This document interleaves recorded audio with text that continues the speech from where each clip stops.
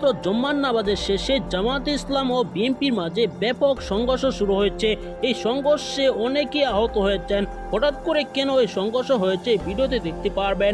দর্শক, আপনারা এই মুহূর্তে দেখতে পাচ্ছেন কিন্তু মুফতি আমির হামজাকে কিন্তু একেবারে মাঝ রাস্তার মধ্যেই কিন্তু গণধোলাই দেওয়া হচ্ছে।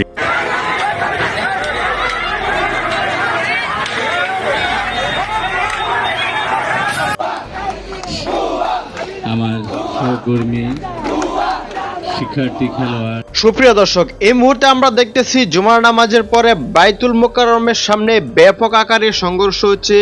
জামাত এবং বিএনপির সাথে পুলিশ রয়েছে। ইতিমধ্যে আপনারা দেখেছেন পুলিশকে কিন্তু বেদরবভাবে পিটাচ্ছে জামাত, এবং জামাতকেও কিন্তু কঠিনভাবে পিটিয়েছে বিএনপি এবং পুলিশ। সুপ্রিয় দর্শক, এই ঘটনা কেন ঘটেছে আজকের এই ভিডিওতে দেখতে পারবেন। তার পাশাপাশি আপনাদেরকে দেখাবো যে গতকালকে আমির হামজার উপর কিন্তু এক ধরনের হামলা চালিয়েছে।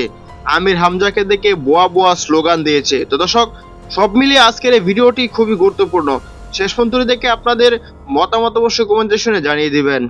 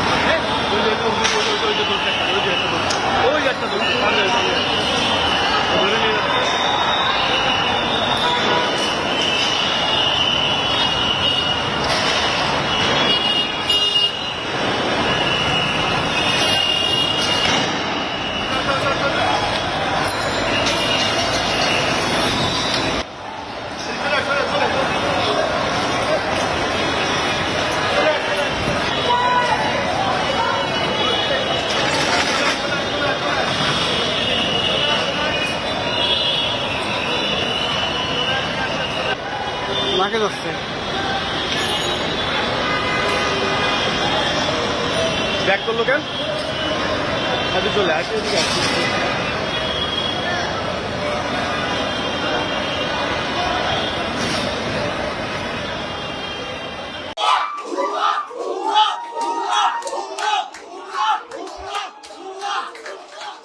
কুষ্টিয়া সরকারি কলেজে ফুটবল টুর্নামেন্ট উদ্বোধনে গিয়ে তুমুল হট্টগোলে পড়েন এমপি মুফতি আমির হামজা।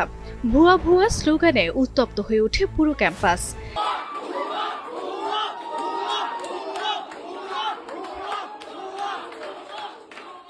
শিক্ষার্থীদের একদল মাঠে বসে বিক্ষোভ শুরু করলে পরিস্থিতি নিয়ন্ত্রণে আনে পুলিশ। পরে অধ্যক্ষের কক্ষে আশ্রয় নেন আমির হামজা। তবে তাকে অবরুদ্ধ করার অভিযোগ অস্বীকার করেছে পুলিশ। ঘটনার পর সামাজিক যোগাযোগ মাধ্যমে ছড়িয়ে পড়ে উত্তেজনা। কুষ্টিয়া সরকারি কলেজের এই ঘটনা এখন ব্যাপক আলোচনা চলছে সামাজিক যোগাযোগ মাধ্যমে।